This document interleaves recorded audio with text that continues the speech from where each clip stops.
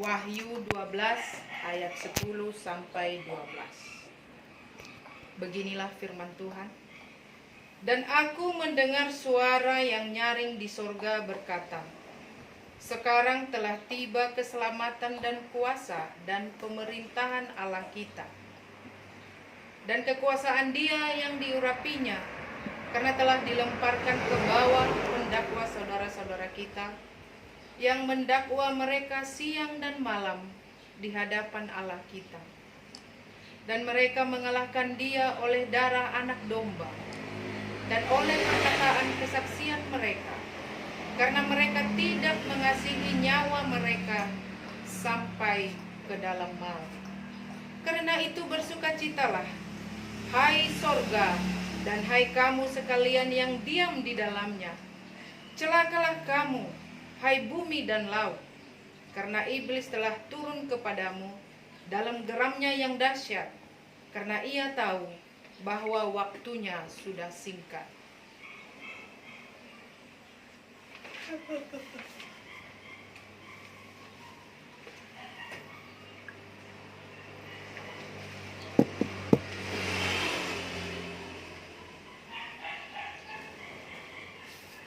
Saudara-saudari yang dikasihi Tuhan,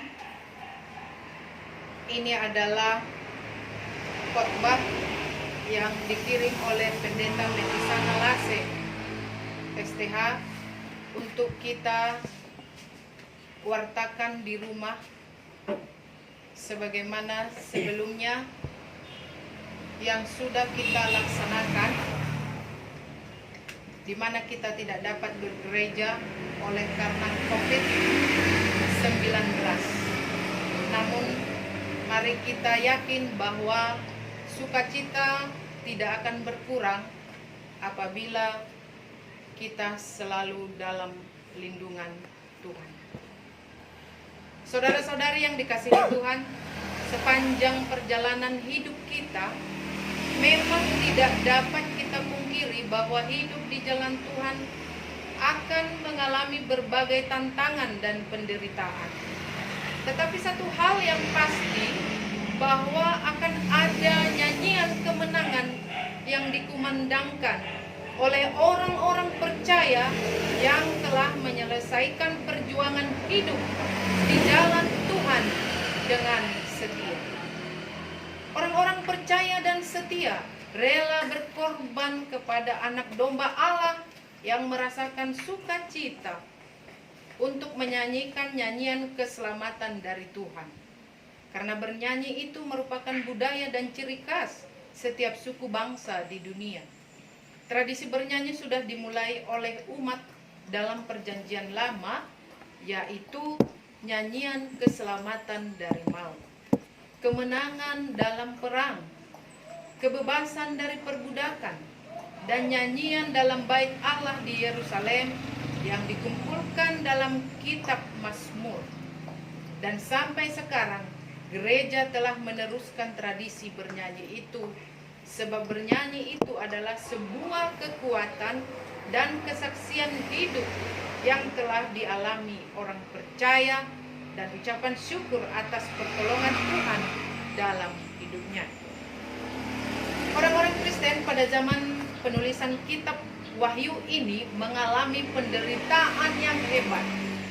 Ini terjadi pada masa pemerintahan Kaisar Domitianus yang begitu kejam, di mana Kaisar memerintahkan agar semua orang menyembah Dia sebagai Tuhan mereka. Dan orang Kristen dikejar dan dianiaya karena tidak melakukan perintah Kaisar. Maka Yohanes menuliskan Wahyu ini untuk menguatkan dan menghibur orang Kristen yang sedang menderita.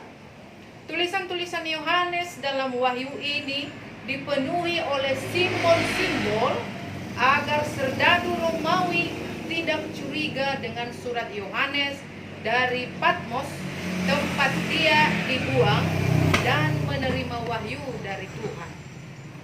Jemaat Tuhan yang terkasih, nas firman Tuhan yang kita baca hari ini dalam Wahyu pasal 12 ini, Yohanes menyampaikan pesannya dengan perumpamaan. seperti seorang perempuan yang menggambarkan orang Israel atau umat yang percaya dan setia kepada Tuhan yang sedang menderita. Naga menggambarkan kuasa kejahatan atau iblis, dan anak laki-laki menggambarkan Yesus Kristus dan Mesias.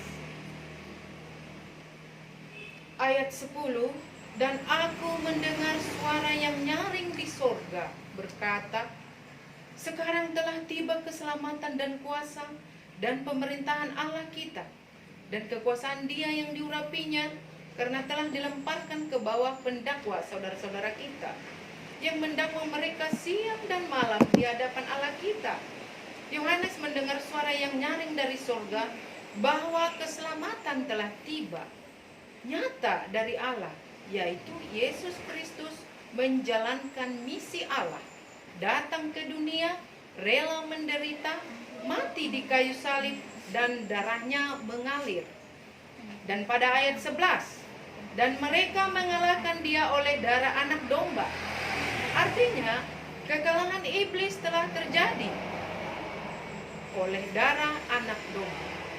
Dulu, orang Israel sebelum keluar dari Mesir diperintahkan untuk menyembelih anak domba dan menorehkan darahnya di pintu rumah Israel.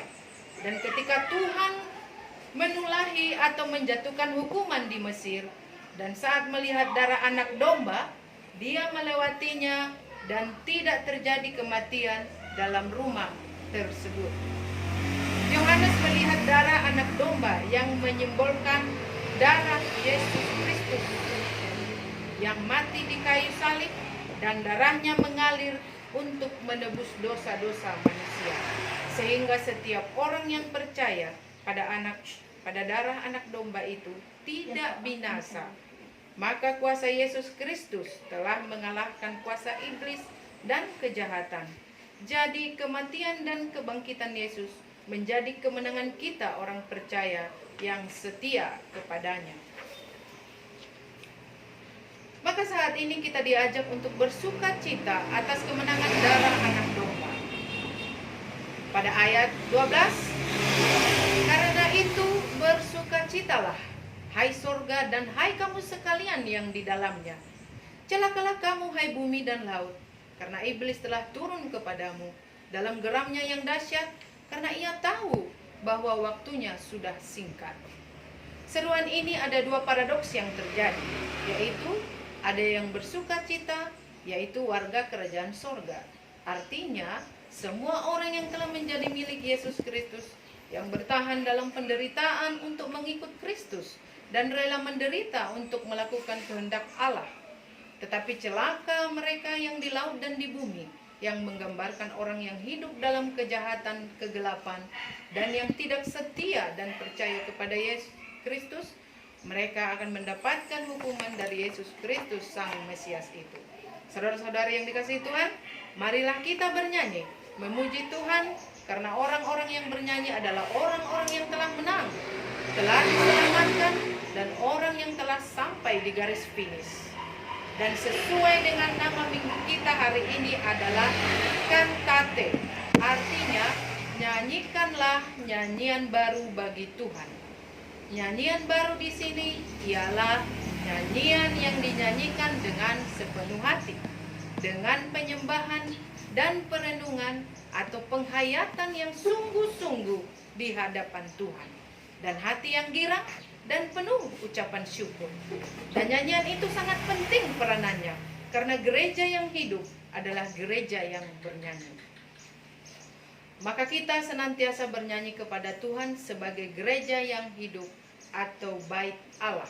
Meskipun saat ini kita hidup di tengah-tengah pandemi COVID-19 yang terus kita waspadai, artinya iman kita sedang diuji. Apakah kita masih mampu bernyanyi, bersorak-sorak, bersyukur kepada Allah?